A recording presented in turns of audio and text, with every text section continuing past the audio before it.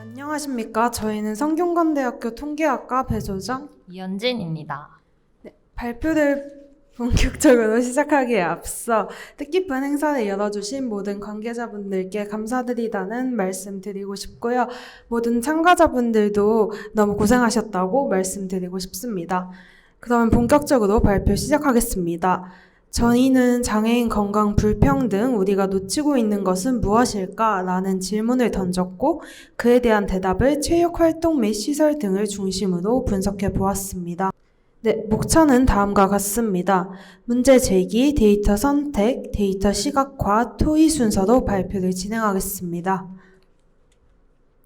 우선 저희는 장애인 건강 불평등과 우울감 문제의 심각화를 접하게 되었습니다. 세계보건기구의 논문에 따르면 현재 전 세계적으로 장애인들은 건강 불평등과 우울감 문제를 심각하게 겪고 있다고 합니다. 특히 국내의 연구 및 조사에 따르면 한국 사회에서 장애인들이 비장애인보다 더 많은 만성질환과 정신문제를 겪고 있는 것으로 드러났습니다.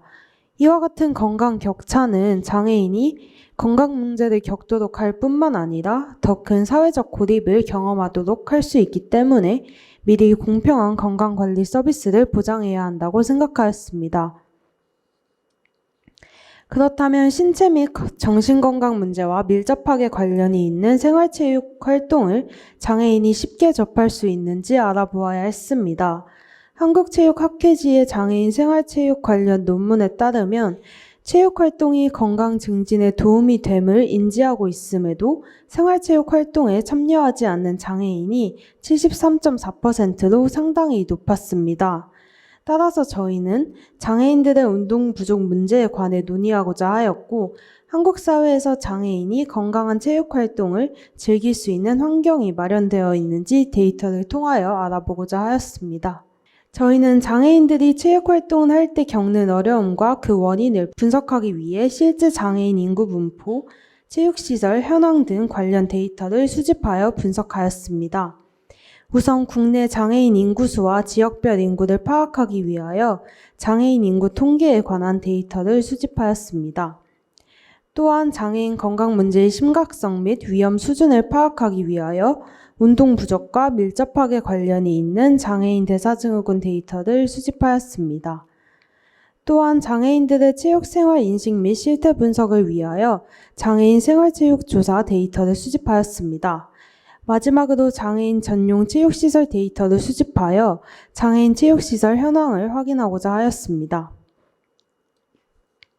이후 수집한 모든 데이터들을 불필요한 열과 행을 제거하고 통합하는 등의 전처리 과정을 거쳤습니다.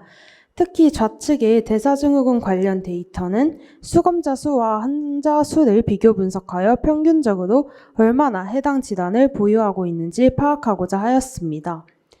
우측의 체육생활 인식에 관한 설문조사 데이터는 빈도 분석을 통하여 각 응답의 비율을 파악하였습니다. 다음은 데이터 분석 및 시각화입니다. 저희는 우선 장애인 인구 추세와 대사증후군 판정 실태를 파악하기 위해 이와 관련된 시각화를 먼저 진행하였습니다. 좌측에 있는 그래프는 보건복지부로부터 얻은 전국 장애인 인구수 및 대사증후군 판정수 데이터를 통해 2018년부터 2021년까지의 등록 장애인 수와 1인당 평균 대사증후군 판정 개수를 시각화한 것입니다. 전국 장애인 인구수 증가와 함께 장애인 대사증후군 발병 또한 증가하는 추세인 것을 파악할 수 있었습니다. 또한 우측에 있는 그래프는 장애인 인구가 전국적으로 어떻게 분포하고 있는가 우측에는 2021년의 대사증후군 판정 비율 데이터를 통해 비장애인들과 장애인들이 대사증후군 판정을 받은 비율을 각각 시각화해 보았습니다. 비장애인에 비해 장애인들에게 모든 항목에 있어 대사증후군 유병률이 높은 것을 확인할 수 있었습니다.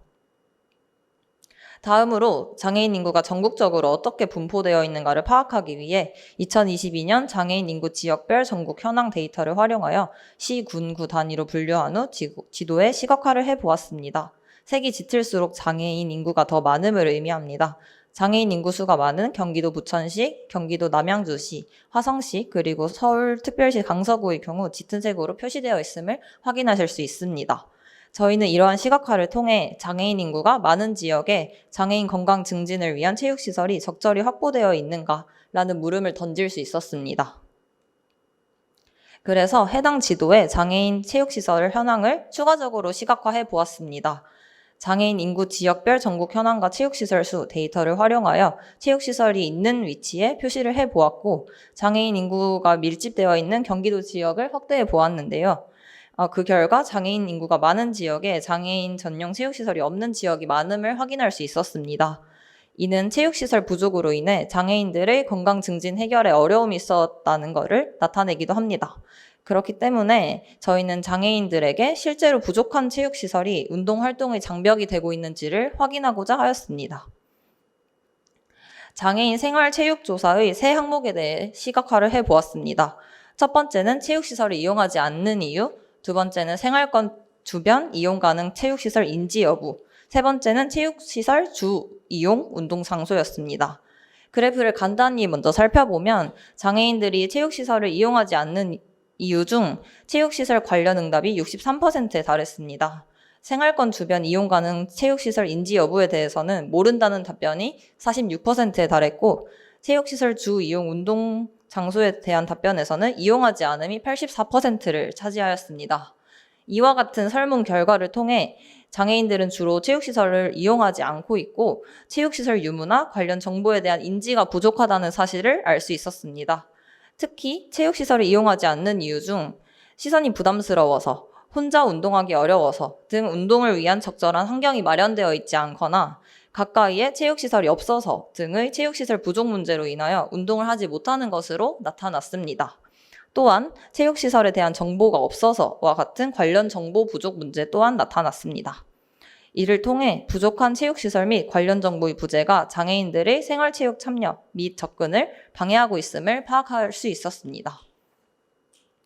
마지막으로 한국 사회에서 장애인들이 건강한 체육 생활을 즐길 수 있을까라는 질문에 대한 토의입니다. 앞선 시각화 자료들을 보았을 때 체육 관련 시설을 확충하고 장애인들을 위한 체육 활동 정책들을 개선하여 그들의 건강 증진에 힘쓸 필요가 있다는 것을 알 수 있었습니다. 또한 장애인 인구수를 고려하여 체육시설을 확대하는 것뿐만 아니라 전문적인 트레이너나 코치가 장애인 유형에 따라 맞춤형 지도를 할 수 있는 프로그램을 구축하는 등 장애인들이 자발적으로 체육활동에 참여할 수 있도록 유인하는 전략이 필요합니다. 이러한 노력들을 통해 장애인들의 체육활동 접근성을 높일 수 있고 체육활동 참여율을 높여 건강 불평등을 완화하는 데 기여할 수 있도록 해야 합니다. 모두가 공평한 건강관리 서비스를 제공받을 수 있도록, 모두가 건강한 한국 사회가 될 수 있도록 노력해야 합니다. 이상입니다.